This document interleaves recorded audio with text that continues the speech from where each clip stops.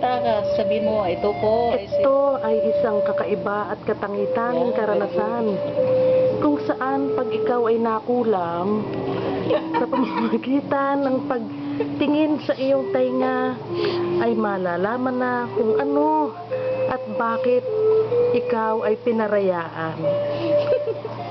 Nakailaw ba na pula dyan? Baka naman wala. Nakailaw na pula.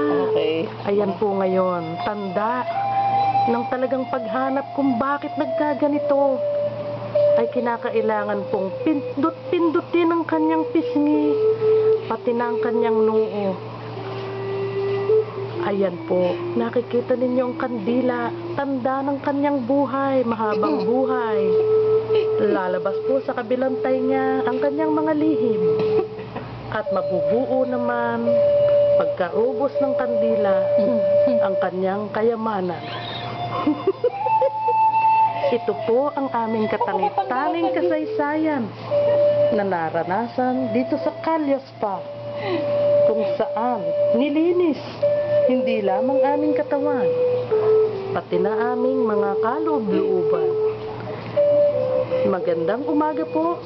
Ito po si Joe Luistro, katangit-tanging kasamahan sa DTI at nag-e-enjoy ng ear candling.